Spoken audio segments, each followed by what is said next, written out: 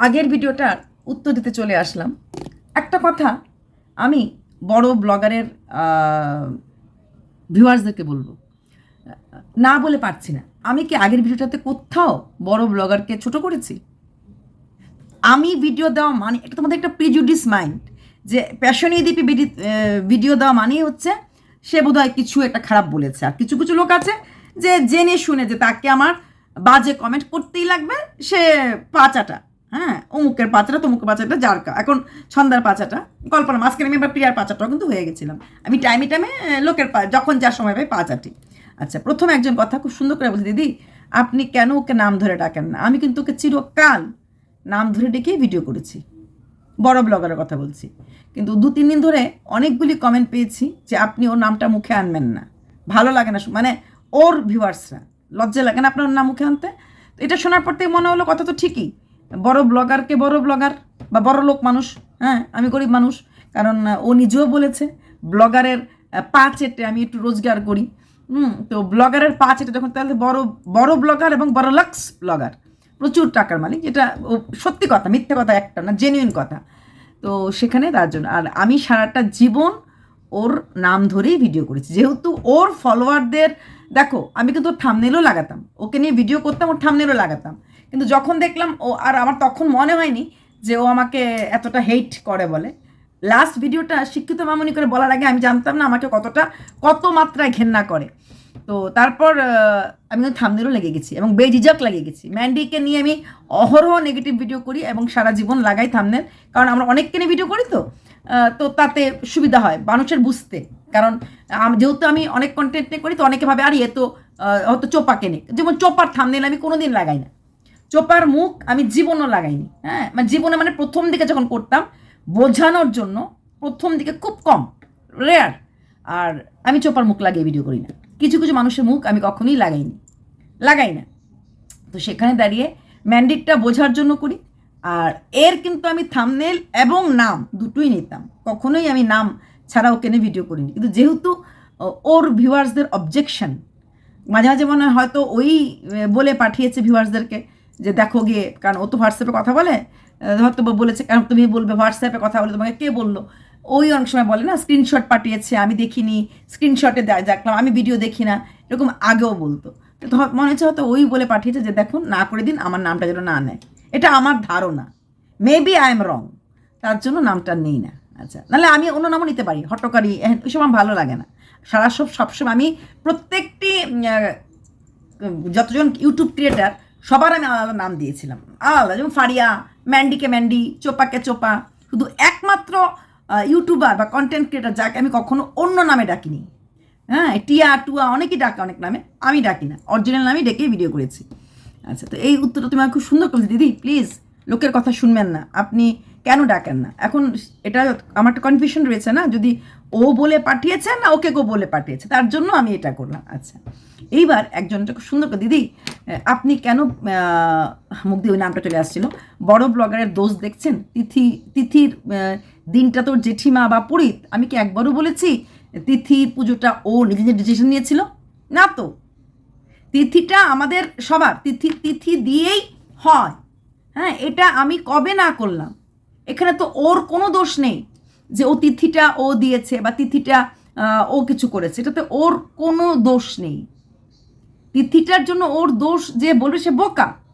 আমি কি বলেছি? ওর শ্বশুরমশাই ওপরে জানতেন, তাই হয়তো বড় ছেলে দিককে দিয়ে আগেই যে কাজটা, মানে বৎসর ডেট দিয়ে শ্রাদ্ধটা করেছেন। তিথির জন্য যদি আজকে হতে পারতো বড় ছেলে, সবাই বলছে তিথিটা ভালো, তাহলে থাকি ছুটিটা নিয়ে তিথি পথ বসে থাকি, তাহলে কতটা ক্ষতি হয়ে যেত? অবশ্যই ক্ষতি। এইসব জিনিস ওই দিনটায় হয়ে যেতে লাগে। কিন্তু উনি তো অলরেডি শ্রাদ্ধ, মানে মানুষটা, আমরা বলি শ্রাদ্ধ মানে কি, আমরা বলি জল পেয়ে যাওয়া, এরকম একটা কথা আছে, শ্রাদ্ধ মানে হচ্ছে এইগুলি। তো সেটা উনি পেয়ে গেছেন, মূল কাজটা হয়ে গেছে, এবং বড় ছেলে ছোট ছেলে দুই ছেলের হাতেই হয়ে গেছে। বুঝাতে পারলাম? তিথিটা তো বড় ব্লগার ইনভেন্ট করেনি যে না আমি এই দিনটায় করবো, আমি ঠিক না তো, পণ্ডিত পুরোহিত মশাই বলেছেন। তাহলে ওর দোষটা কোথায়? আর আমি বা দোষ কোথায় করলাম? বকতে লাগে, তাই না? না জেনে বকতে লাগে। হ্যাঁ, ওপরওয়ালার ইচ্ছার আগে কারোর ইচ্ছা চলে না, সেটা প্রমাণ করে দিল ঈশ্বর। ঈশ্বর এবং আমরা এটা বিশ্বাস করি, আমাদের ধর্মে এটা আছে এবং বিশ্বাসও করি, এবং আমাদের পুরোহিত মশাইও বলেছিলেন যে এরকম যে শ্রাদ্ধ শান্তি বা কোনো কিছুতে কিন্তু আত্মা যেটা চায়, আত্মা যেটা চায়। এবং যখন ওদের দুই ভাইয়ের ঝগড়া হয়েছিল, অনেক কিছু বেরিয়ে আসছিল বাবার যত্ন রিলেটেড, তখনও কিন্তু অনেক লোক, বয়স্ক লোক, একজন 75 বছর মহিলা আমাকে লিখেছিলেন, মা তুমি আমার থেকে অনেক বেশি ছোট হবে, আমি এসব নিয়ে একটু উনি আমি সবসময় বলি না গোপন কথা থাকলে শর্টসে লিখবে, উনি লিখেছিলেন যে বিশ্বাস তো আমি জানি না তুমি করবে কি করবে না, তবে এইরকম ব্যাপার থাকে, আত্মাই নিজে এটা করিয়ে দেয়। এটা কিন্তু আর অনেক ইয়াং মেয়েরাও বলেছিল যে ওদের বাবাই হয়তো কাজটা করিয়ে দিচ্ছে, দিদি ও বাবাই হয়তো কাজটা করিয়ে দিচ্ছে। তো সেখানে দাঁড়িয়ে উনি জানতেন, মানে ওনার বাবা জানতেন এই সময় ওনার ভাইয়ের কিছু হবে না হবে, হ্যাঁ, তো তার জন্যই হয়তো বড় ছেলেকে দিয়ে করিয়ে দিয়েছেন, এবং ওনার আত্মা মুক্ত হয়ে গেছে। বৎসরান্ত হয়ে যাওয়া মানে আমাদের যেটা মানে পণ্ডিতরা বলেন মুক্ত হয়ে যাওয়া। হ্যাঁ, মানে সেই মানুষটা নাকি আরও অনেক কিছু বলে, মানে অনেক কথা বলে। হ্যাঁ, আমি একজন পুরোহিত মানুষকে জিজ্ঞেস করছিলাম অনেকদিন আগেই, মানে ওনার যে আগের প্রিভিয়াস মানে ওই জন্মেই যারা আগে মারা গেছে সেখানে নাকি দেখা টাকা হয়, এরকম কিছু একটা ব্যাপার আছে। এই একটা বছর আমরা এই যে বলি কি বলে মহাদশা বলে এটাকে, তাই না? মা বাবার মৃত্যুটা সবাই বলে ছেলে মেয়ে এই সময়টা সাবধানে থাকতে, একটা বছর বিশাল সবসময় বলে, কারণ এটাকে বলে মহাদশা, কি গুরু দশা কি দশা বলে। হ্যাঁ, মা বাবা তোমাদের সবচেয়ে বড় গুরু, সেই গুরু দশা এই সময়টা মানে হাঁটা চলা করতে সাবধান, অনেক কিছু হতে পারে, এগুলি এর জন্যই বলে, কারণ সন্তানের প্রতি মা বাবার একটা স্নেহ থেকে যায়, একটা টান থেকে যায়, তার থেকে বলে। কোনো মা বাবা কি জীবিত অবস্থায় হোক মৃত্যু অবস্থায় হোক তার সন্তানের ক্ষতি চাইতে পারে? আমার তো মনে হয় না। তারপরও মানুষ বলে যে মা বাবার একটা টান থেকে যায়, তো পৃথিবীর থেকে সন্তানদের কোনো ক্ষতি করে। তো সেখানে যারা আমাকে লিখেছো যে দিদি আজকের দিনও আপনি বললেন প্রিয়ার, আমি কি প্রিয়ার এগেনস্টে একটা শব্দ করেছি? বরং প্রিয়া যে আজকে কন্টেন্টটা দিয়েছে ও বুঝিয়ে দিয়েছে, ও চাইলেই অন্যদের মতো করে ফটো লাগে হ্যান ত্যান অনেক কিছু করতে পারতো কিন্তু, এবং চলতো। এমন যার শ্বশুর তার মুখটা লাগিয়ে দিল, ভিডিও দারুণ চলতো, কিন্তু ও যে আলাদা, ও যে কন্টেন্ট ক্রিয়েটার, ও যে ইউটিউবার, সেটা ও আজকে ভিডিওতে প্রমাণ দিয়ে দিচ্ছে। আজকে যদি ও দিত না এরকম ফটো লাগে, ওর অনেক ভিউজ পেত, সেটাও করেনি। ওর দায়রা মেনটেন করেছে, যেটা ইউটিউবের নিয়ম। যার বাড়ির অনুষ্ঠান, যে পার্টিকুলার ওই বাড়িতে ব্লগার বউ আছে, আজকে হয়তো ভিডিও দিতে পারেনি, 3 দিন পরে হয়তো সেই ভিডিওটা উনি ছাড়তে পারে, এবং সেটার রাইট সেই মানুষটার আছে। হ্যাঁ, কিছু ফটো হয়তো ছাড়বে, কিছু হয়তো করবে, তার রাইট আছে, এবং সেই রাইটটুকুন কিন্তু প্রিয়া চাইলেই নিয়ে নিতে পারতো, চাইলেই ওই ফটো তুলে একটু দিতে পারতো, সেটা কিন্তু করেনি। এইখানটা মেনটেন করছে। আমি কোথায় খারাপ বলেছি? কাকে খারাপ বলেছি? আজকে বিশ্ববাবু থেকে যেতেই পারতেন, যে না বাবা সবাই যখন বলছে থেকে যাই, মেডিকেল নিয়ে নেবো, হ্যান করে নেবো, অনেক কিছু মানে ইসে করে, কিন্তু অ্যাকচুয়ালি ঈশ্বরই করিয়েছেন। এটাই বলি, আমরা ভাবি সব কিছু আমরা করি, আমরা বলি আমাদের থেকে বড়, সবার থাকে অহংকার, যাদের টাকা থাকে পয়সা থাকে, হ্যাঁ, ওরা ভাবে আরে ধুর ডাক্তার তো চলেই আসবে বাড়িতে, আরে ধুর ব্লাড লাগবে, ব্যাপারই না, এরকম একটা ব্যাপার থাকে। হ্যাঁ, কিন্তু আসলে না। তাহলে রতন টাটার মতো বড় লোকরা আর মারা গেল না হলে, বা ইন্ডিয়াতে এরকম ট্রিটমেন্ট হবে না, ওই অমুকখানে গেলে ফরেনে গেলে হয়ে যাবে, তাহলে ফরেনের লোকরা মরলো না হলে, তাই না? তো এই জিনিসটা আমরা বুঝতে চাই না। আমি সেই জায়গাগুলি পয়েন্ট করেছি যে আমরা ওই যেটা আমরা যারা পাঁচালি পড়ি, হয়তো আমার তো মুসলিম ধর্ম সাথে এত জানাশোনা এত জানা নেই, আমাদের তো পরিষ্কার লেখা আছে, ধরা করে সরাগান বাচালের শেষ। হ্যাঁ, দিয়ে দেখে ধন কেড়ে নিতে কতক্ষণ। হ্যাঁ, তো এইসব জিনিস আমাদের মানে প্রভাবে আছে, অতিরিক্ত সাথে আছে, সব জায়গায় আছে। তো আজকের ব্যাপারটা কিন্তু অনেকটাই আমার কাছে এরকমই লাগলো, যে তারপরে অনেকে বলছে না আমরা ভেবেছিলাম অনেকদিন বাঁচবে, যেই মানুষটা ফ্রুট জুস আর স্যালানের মধ্যে আছে, লিকুইড ডায়েটে চলে এসেছে, খুব একটা দিন বাঁচতে পারে না। তারপর হয়তো অক্সিজেন সিলিন্ডার নিতে হলে আর কোনো মতে রাইস টিউব দিয়ে হয়তো একটুখানি দিলে হলে যদি কিছু দিতে লাগতো। তো এই ক্ষেত্রে হয়তো এত তাড়াতাড়ি মানে এইভাবে ইসে হয় না।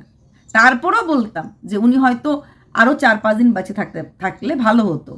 কিন্তু হয়তো দেখা যায়, আমরা তো জানি না এই দুই ভাইয়ের মাঝে খুব মিল ছিল, বা হতে পারে বড় হয়ে সেরে দূরত্ব হয়ে গেছে পরিবারের চাপে, কাজের চাপে। ছোটোবেলার দুই ভাই, আমরা বলি না এই দুই ভাই হরিহর আত্মা, এই দুই ভাই একে অপরের ছাড়া বাঁচবে না, এই দুই ভাই এই সেই, আমরা তো বলি। তো এরকম কিছু ছিল দুই ভাইয়ের মাঝে, অতিরিক্ত মিল ছিল যেটা আমরা বুঝি না বা জানি না। তাই জন্যই একদম ভাইয়ের, কারণ ভাইয়ের তিথিতে, ভাইয়ের ইসেতে, মানে ইয়েটা জন্ম, কি বলে, মৃত্যুর দিনটাতে কিন্তু মারা যায়নি। হ্যাঁ, বৎসরান্ত দিনটা মারা যাননি, যেদিন তিথিটা পড়েছে ওই দিন মারা গেছেন। মানে কি, ও যতবার এই এই মানুষটার তিথি হবে বা অন্য কিছু হবে, সবসময় ওই মানুষটাকে মনে করবে, আরে উনি তো ওই দাদার তিথিতে এই ভাই মারা গেছিল। কষ্টকর জিনিসটা, যে কোনো মানুষের চলে যাওয়াটা কষ্টকর। আর রইল বাকি প্রিয়াকে দোষ দেওয়া। প্রিয়া কি আমার বড় ব্লগার, কি আমার শত্রু? একদম কাটাকাটি, মারামারি, ঝগড়াঝাটি। কেন কেন এটা যে মানুষ মানুষকে বড় ভাবতে পারে, নিজেকে নিজে, সে বড় হতে পারে না। বড় তখনই হয় যখন উপরওয়ালা করে। যে বলে না আমি ভাইরাল, হ্যান্ডবেলা, ও না, সবাই, অনেক মানুষই বলে, অনেক ডাক্তার, এই আমার মতো বড় ডাক্তার নেই। অ্যাকচুয়ালি সে না, তার কর্মার জন্য সে বড় হয়েছে, তার লাখ ফটটা কাজ দিয়ে সে বড় হয়েছে। তার সঙ্গে থাকা, তার থেকে ব্রিলিয়েন্ট ডাক্তার অনেক সময় বড় হতে পারে না। এটা সবটাই কর্মের উপরে, ভাগ্যের উপরে। কিন্তু ভাগ্য সাথ দেয় নাই, বলি না, ভাগ্য সাথ দেয় নাই। হ্যাঁ, তারপরে দেখো আজকে ছন্দার ভিডিও এসেছে, ছন্দার ব্লগেও কালকে রাতে প্রচুর লোক আমাকে মেসেজ করেছে, দিদি টেনশন হচ্ছে, একটু খবর নিন, একটু খবর নিন। টেনশন কি আমার হয়নি? আমারও খুব দারুণ টেনশন হয়েছে। মনে হচ্ছে, আমি ভেবেছিলাম হয়তো বাড়ির কোনো মিটিং টিটিং হয়েছে। তারপর যদিও রাত্রেবেলায় আমার কাছে খবর চলে এসেছে, না গো, ফোন করলেন। আমার কমেন্ট বক্সে দেখবে লেখা আছে, এবং সেখানে আমি বরং আছে মানে এসে দেখেছি, রাত্রেবেলা এসে করেছি, বা আমি ভিডিও করি, আমার জায়গায় অন্য কেউ হলে সকালে ঘুম থেকে উঠে এই মাত্র কমেন্ট সেকশনে পাওয়া খবরে জানতে পারলাম। কিন্তু কারোর ইসে নিয়ে, ওপরে যাওয়া নিয়ে কখনোই উইদাউট ভেরিফিকেশান ভিডিও করা যায় না। আর বাড়ির লোক ডিক্লেয়ার না দিলে করা যায় না। কারণ আমরা জানি ধর্মেন্দ্রের মতো একজন হিরোরও এরকম রোটে ছিল, হঠাৎ করে মারা গেছে, পরে জানা গেল যে না, উনি সেই সালামত আছে। তারপর অনেক দিন পরে উনি মারা গেছে, প্রায় 1 মাস পরে উনি মারা গেছেন। ওরকমভাবে ভিডিও করতে অ্যাটলিস্ট আমি পারি না। আর যারা এই কথাগুলি লিখেছো তাদেরকে আমি একটা কথাই বলবো, একটা মাইন্ডসেট নিয়ে এসো না যে প্যাশনে দেপি ভিডিও করা মানেই বড় ব্লগারের এগেনস্টে ভিডিও করব। না তো তিথিটা বড় ব্লগার বলেছে, মানে ডেট ঠিক করেছে, কেউ না, পুরোহিত বলেছিল। হ্যাঁ, সেখানে ওর দোষ। তবে হ্যাঁ, ও ভেবেছিল যেহেতু ওর ওই ঘরটাতেই উনি গত হয়েছেন, ওটা কিন্তু ও তো ওখানে শ্রাদ্ধ করছিল না, ওইখানে ও বৈষ্ণব সেবা দিচ্ছিল, বৈষ্ণবদেরকে খাওয়া দিচ্ছিল। মানে একটা নিয়ম, এই নিয়মটা, বৈষ্ণবদের খাওয়ার নিয়মটা আবার গয়াতে যারা পিণ্ডদান করে তারপরও কিন্তু বৈষ্ণব সেবা মাস থাকে। আবার অনেকের যেরকম, ওদের হয়তো নেই, 45 ডেজের পরেও কিন্তু একটা বৈষ্ণব সেবার একটা নিয়ম আছে। আমাদের জানি না ওদের আছে কিনা। 45 ডে, আর বৈষ্ণব খাওয়ানো বা কীর্তনীয়দের খাওয়ানো, এটা তো আমাদের মানে আমাদের ইসেতেই আছে। নট অনলি আমি বলবো বাঙালি ছাড়াও বাকি সবার, বাঙালি ছাড়া আমি হরিয়ানিদের দেখেছি, পাঞ্জাবিদের দিয়েছি, আজ কীর্তন হয়, পাঞ্জাবিদের দেখেছি, হরিয়ানিদেরও আমি রেগুলার দেখি। ওদের কীর্তন একটু অন্যরকম, আমাদের মতো না, নির্দিষ্ট শ্রীকৃষ্ণের গান হয় না। ওরা কোনো একটা ঠাকুরের সামনে ফল টল রেখে ওরা সব ঠাকুরের গানই করে। হ্যাঁ, এরকম আছে কীর্তন হয়। তারপরে কি বলে, অ্যাসামিজদের আমি ভালো করে জানি, ওদের নাম ঘরে কীর্তন দেয়। বাড়িতে কিছুটা অশান্তি হলো বা বাড়িতে কোনোটা মন হচ্ছে না, কিছু কীর্তন দেওয়াটা এটা একটা কমন ফ্যাক্টর। অ্যাসামিজদের তো পার্টিকুলার নিজের ঘর থেকে বেশি ওরা নামঘরটাকে ইসে করে, এবং নামঘরে ওরা কীর্তন দেয়। তো এগুলি তো আমি প্রচুর দেখেছি। আমি এত জায়গায় এত জাতদের লোকের সাথে মিশি, তো আমি এগুলো দেখিনি, আমি জানি না। এটা বললে হলো। কথা হচ্ছে ওর শ্বশুরমশাই চাননি। হ্যাঁ, উনি চাইলে ওই কীর্তনটার পরে হতো। আর সবচেয়ে বড় কথা কি, জন্ম মৃত্যু বিয়া 3 বিধাতা নিয়া, সেটা কেউ বলতে পারে না কার কখন মৃত্যু হবে। এই চেয়ার থেকে ওঠার আগেই যে আমি চলে যাব না, ওপরে কোনো গ্যারান্টি আছে? নাই তো। বড় ব্লগারের ভিউয়ার্সরা বলে মর মর মর, তুই মরিস না কেন, তাই না? ও চলে এসেছে, মরিটা মরেও না, কত লোক মরে। হ্যাঁ, ওই লোকটা যাওয়ার আগে যদি এইটা চলে যেত, আমি চলে গেলে আমার ছেলে মেয়েদের দেখবে তো? আমি জানি এরা বলছে এটা। শোনো, কারোর ক্ষতি কখনো করিনি জীবনে আজ পর্যন্ত আমার দ্বারা, আর কারোর কখনো ক্ষতি চাইনি। তবে হ্যাঁ, অন্যায়টা মানতে পারি না, আর অন্যায় যে করে সেটা বুঝতে পারি। এখানে আমি ওই দিনও বলেছি, বড় ব্লগার এখানে একটা হাতের পুতুল হয়ে গেছে, আজকে দিনে দাঁড়িয়ে। কালকে আমাকে একজন হোম কুক বলে একজন আমার আছে, আমার খুব ভালো বন্ধু, ও আমাকে অনেক রকমভাবে সাহায্য করে। আমি যে ব্যস্ত থাকি ও জানে, আমি অনেক ভিডিও দেখি না, অনেক কিছু জানি না, আমাকে অনেক খবর দেয় না গো, কমেন্ট সেকশনই খবর দেয়। ও ওই কথা না বলে না গো, কমেন্ট সেকশনই বলে। আর সুন্দর কথা বলেছে যে বড় ব্লগারও এদের যেই প্যাচ, এদের যে গ্রিপে ওকে ধরে রেখেছে না, টানছে, ওখান থেকে বেরিয়ে আসবে। একটু বাড়িঘরটা গুছিয়ে নিক, একটু ওই দেয়াল টেয়ালগুলি মানে পাঁচিল টেচিলগুলি দিয়ে নিক। কথাটা আমার মনে হচ্ছে কথাটা সত্যি। বাচ্চাটা একটু বড় হয়ে যাক, ধরো আরেকটা বছর, তারপরে এই যে গ্রিপ বা এই যে সার্কেল থেকে ও তখন আস্তে আস্তে একটা বছর ওকে মানিয়ে চলতে লাগবে। তারপর দেখা যাবে ও ওর মতোই কন্টেন্ট দিয়ে যাচ্ছে, ও ওদের জন্য বা ওদের পার্টির জন্য বা ওদের চ্যানেল দাঁড় করানোর জন্য ও এইভাবে সময় নষ্ট করবে বলে আমারও মনে হয় না। ওর কথাটা আমার সত্যি ভালো লেগেছে, কথাটার মধ্যে যুক্তি আছে। অনেক কথা তোমরা বলো, অনেক ভিউয়ার্সরা বলে, যেখান থেকে আমি অনেক যুক্তি পাই। হ্যাঁ, যেরকম এই কথাগুলো অনেক যুক্তি আছে। যেরকম একজন আমাকে বলেছিল যে ওই সময় বড় ব্লগার খুব বড় বড় কথা বলছিল ভাসুরের এগেন্সে, যেটা হয়তো সহ্য করতে পারেনি শ্বশুরমশাই, বড় ছেলে তো ওনার, তাই ওকে রাগের মাথায় মানুষ অনেক কিছু বলে ফেলে, তাই থামানোর জন্য হয়তো বা ইউটিউব থেকে ধাপ্পাটা দিয়েছে মানে কি, এটা খারাপ কিছু না, ওর কোনো ক্ষতি হয়নি, বাট থেমে যা, ঝগড়াটা আর বাড়াস না। কে করেছে? ও শ্বশুরমশাই করেছে। তার জন্য এই কথাগুলি ওই মানুষের মনের ধারণা, যে ধাপ্পা তো আগেও খেয়েছে, একবার তো নয়, দুবার তিনবার বোধহয় খেয়েছে ধাপ্পা, কিন্তু এইবার মানুষ কানেক্ট কোথা থেকে করেছে, যেহেতু ভাসুর বড় ছেলে শ্বশুরমশাই, যেহেতু হয়তো ওরা আরও রাগারাগি, আরও মানে কথা কাটাকাটি হলে তার জন্য থামানোর জন্য, এই যেহেতু বড় ছেলে চলে যাচ্ছে, হ্যাঁ, আর যেন কোনো ঝগড়াটি না হয়, তার জন্য হয়তো ওই ধাপ্পা দিয়ে মুখটা বন্ধ করেছে, যে চুপ চুপ থাক, তাহলে ও চুপ থাকবে। তো এগুলি না মানুষের মনের কথা, যেগুলিকে আমি কমেন্ট বক্সে পাই। কথাটা বলার পর আমারও মনে হলো যে মেবি শি ইজ কারেক্ট, যে বাবা চাইছিল, প্রথম বাবা চেয়েছিল কিছু বেরিয়ে আসুক, আর বার করেছে। যখন বাবা মনে করে শ্বশুর মনে করে থামানো, এইভাবে থামিয়ে দিয়েছে। কীভাবে থামিয়ে দিয়েছে? একদম মানে চাইলেও তুই আগামী 7 দিন আর মুখ খুলতে পারবি না। আর ইন দ্য মিন টাইম এই 7 দিনের মাঝে বিশ্ববাবু চলে এসছেন ওনার জায়গাতে। ওনারও একটা দেখলাম ফ্লাইটে ওনার এয়ার টার্বুলেন্স হয়েছিল, এবং সেই ফ্লাইটে উনি ছিলেন, এবং সত্যি ওনার খুব একটা ভয়ের ব্যাপার গেছে। তো এরকম এয়ার টার্বুলেন্স কদিন আগে আরেক জায়গাতে হয়েছিল, তো আরেক জায়গাতে মানে দিল্লি এয়ারপোর্টেরই অন্য ফ্লাইটে হয়েছিল, এবং ওটাতে তিনি তো এখন খুব বিশাল মানে অনেক কিছু চলছে। সত্যি আমরা ভাবি ট্রেনে গেলে আমাদের টাইমটা প্রচুর যায়, প্রচুর। আর ট্রেনের কি অনেক 2 দিন থাকতে লাগে, 1 দিন থাকতে লাগে, ওয়াশরুম টাশরুম ভীষণ নোংরা থাকে, পরিষ্কার পরিচ্ছন্ন কমই থাকে, আর থাকলেও ঠিক পরিষ্কার থাকলেও যেতে ইচ্ছে করে না।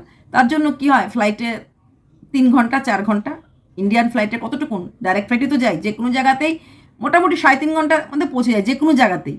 ওই 3-3.5 ঘন্টা ইজিলি কাভার আপ করা যায়, যেখানে ট্রেনে গেলে সেই 3.5 ঘন্টাটা হয়তো বা 36 আওয়ার্স লেগে যায়। দিল্লি টু কলকাতা যেতে গেলে আমার 24 ঘন্টার উপরে লেগে যাবে, সেখানে ফ্লাইটে গেলে বোধহয় 2 ঘন্টা। হ্যাঁ, তো এরকম আর কি। গুয়াহাটিতে গেলে 2.5 ঘন্টা, দিল্লি টু গুয়াহাটি 2.5 ঘন্টা না 3 ঘন্টা এরকমই, 2 আওয়ার্স 45 মিনিটস এরকমই লাগে। সেখানে গুয়াহাটি যেতে গেলে আমার বোধহয় 36 আওয়ার্স বা এর থেকেও বেশি, এরকমই 36 আওয়ার্স তো হয় না, এর থেকে বেশি সময় লাগে। তো এই কারণেই মানুষ প্লেনটা চড়ে। হ্যাঁ, মানুষ বলবো, আমি আমার কথাই বলবো। হ্যাঁ, আর এই যে কনস্ট্যান্ট বসে থাকা, শুয়ে থাকা, যেই বাড়তি হোক না কেন, একটু হ্যাপা। সবচেয়ে বড় কথা, আমাদের টাইম বাঁচে, আমাদের বডি রেস্ট পায়। হ্যাঁ, অবশ্যই টাকা যায়, কিন্তু টাইম, এনার্জি সব বাঁচে। প্লাস এইরকম ওয়াশরুম টাশরুম যাওয়ার প্রবলেম থাকে, অনেক কিছু নিয়ে জন্যই আমরা কিন্তু ফ্লাইটটাকে করি। কিন্তু ফ্লাইটের মাঝে যদি এরকম ব্যাপার হয়, এটা কিন্তু সত্যি রিস্কের ব্যাপার। যাই হোক, ভালো ভালো উনি পৌঁছে গেছেন। মাথার উপর বাবার আশীর্বাদ থাকলে নিশ্চয়ই সব জায়গাতেই যুদ্ধ জয়ী হবে, সেটা স্বাভাবিক। আর এই দুটো প্লেনে যেটা হয়েছে, দুটো প্লেনে কোনো অন্যদিকে মন নেয়নি, প্যাসেঞ্জার সেফ ছিল। গত বছরই তো, হ্যাঁ গত বছর আমি একটা ফেস করেছিলাম, আমি অবশ্য এয়ার টার্বুলেন্স না, তখন ইন্ডিগোতে চলছিল ওই লে অফ হ্যান ত্যান অনেক কিছু ঝামেলা, তখন অনেক ঘন্টা, আমার আগে 2টো ফ্লাইট ক্যান্সেল হয়ে গেছিলো পুনেতে, আমারটা ডিলে হয়েছিল কিন্তু গেছে, কিন্তু পুনেতে যায় নাই, মুম্বাইতে নেমেছে। টিকিট কেটেছিলাম পুনেতে, ওরা মুম্বাইতে গিয়ে নামিয়ে দিয়ে বলেছে পুনেতে যেতে পারবে না, কারণ পুনেতে ওখানে তখন কি এয়ারফোর্সের কোচ ছিল, তাই মুম্বাই থেকে যেতে লেগেছে আমার ওই উবের চলে গেছি পুনেতে। তো এগুলি ফেস করতে লাগে, তাও আমরা টাইম এনার্জি, আর আমাদের যেরকম ধরো দুটো দিন বাচ্চা মানে অনেক অনেক বড় জিনিস বেঁচে যাওয়া, তার জন্যই আমরা ফ্লাইটটা প্রেফার করি। ছন্দার ভিডিও দেখলাম, ও ভীষণ নর্মাল ভিডিও দিয়েছে, সেখানে সব পজিটিভ কমেন্টই ছিল। হ্যাঁ, 1-2জন বলেছে তোর বাড়িতে এমন হয়েছে তুই তার মধ্যে ভিডিও দিচ্ছিস, ভিডিও কে দেয়নি, সে যে লিখেছে সে তো জানে না, সবাই ভিডিও দিয়েছে। তবে হ্যাঁ, ছন্দার শ্বশুরমশাই নিয়ে কোনো কথা বলেনি, কারণ সেটা নিয়ে আবার বলবে যে এই বাড়ির ভিডিও করে তুই ভিউজ কামিয়েছিস। সবচেয়ে বড় কথা, ভিডিওটা একটা আগের করা ছিল, কারণ মাছ টাছ রান্না হয়েছে, কারণ ওর তো আপন কাকা শ্বশুর, সেখানে মাছ রান্না হবে না, সব কিছু ধোয়া টোয়া হবে। হ্যাঁ, মাছ তো প্রশ্নই আসে না, ওদের যেই নিয়মটা বড় ব্লগার, সেই নিয়মটা কিন্তু ওকেও পালন করতে লাগবে, সিদ্ধ ভাত খেতে লাগবে ওই তেল ছাড়া। তাই এই ব্লগটা আগের ব্লগ, গতকালকের ব্লগ না।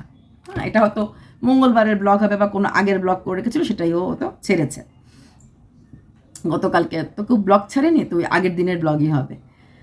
চলো, তোমাদের কিছু উত্তর, কিছু রাগ। তবে হ্যাঁ, আমরা এই যে ঈশ্বর মাঝে মাঝে বুঝিয়ে দেন যে আমি আছি। হ্যাঁ, হয়তো আমরা ভাবি আমরাই সব। দেখো, কেউ যেটা বুঝতে পারে না, কেউ যেটা ভাবতে পারে না, সেটা কখন কোথা দিয়ে কিভাবে হয়ে যায় আমরা জানি না। আমরা সবসময় ভাবি আমি করছি, আমি বলছি, আমার খাটনির জন্য আমি রোজগার করছি। আমি না, আমি শব্দটাই না, সবটাই হচ্ছে তার মর্জি, সে চেয়েছিল। এটা বোঝানোর জন্য অনেক সময় এইভাবে হয়তো দেয়। চলো, ভালো থেকো, আর কমেন্টে যদি কিছু জানতে চাও আমার কমেন্টে করে দিও এইখানে।